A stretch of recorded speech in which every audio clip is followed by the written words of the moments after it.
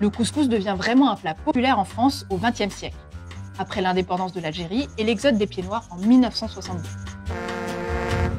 Ils ramènent des recettes dans leurs valises.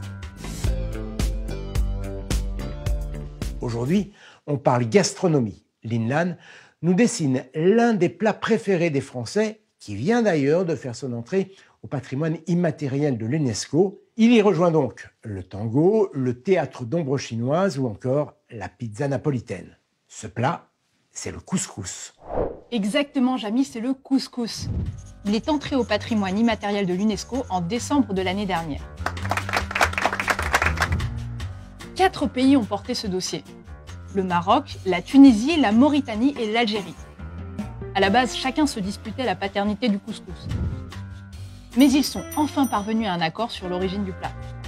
Aujourd'hui, ils sont fiers et heureux de cette décision mettant fin au conflit. Le couscous est maghrébin.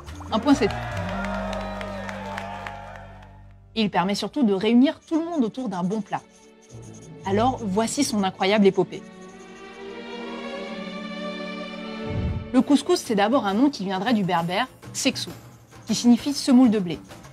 Certains pensent qu'il provient d'une onomatopée, faisant référence au bruit des grains de semoule quand on les roule sous la main. D'autres pensent qu'il pourrait être dérivé de l'arabe classique « kaskasa », qui signifie broyer, piler, ou encore de l'arabe « kiskis ». Alors non, aucun rapport avec le bisou, mais plutôt avec la marmite à vapeur utilisée pour sa cuisson. Mais qu'est-ce que c'est ? En tout cas, c'est au nord de l'Algérie actuelle, au IIe siècle avant Jésus-Christ, sous le règne du roi berbère Massinissa, qu'on retrouve les plus anciennes traces de peau à couscous.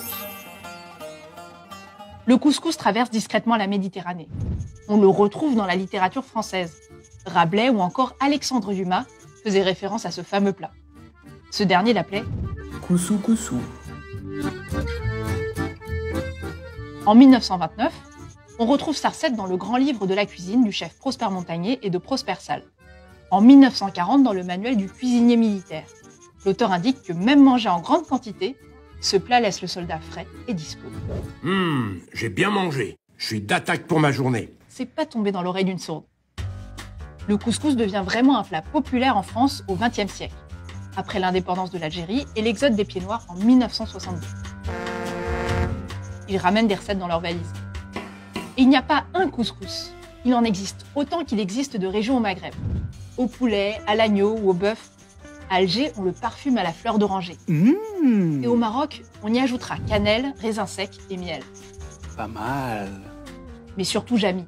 On pense que c'est un plat riche, mais en réalité, il est plutôt équilibré. Cuit à la vapeur et au courbouillon, servi avec de la semoule qui est moins calorique que du pain.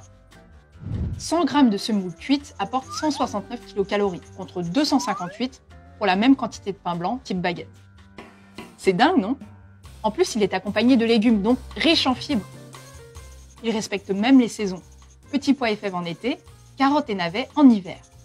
Et avec un coût d'environ 5 € par personne, c'est un plat très économique. À table! Ça a l'air délicieux. Bon appétit. Va se régaler.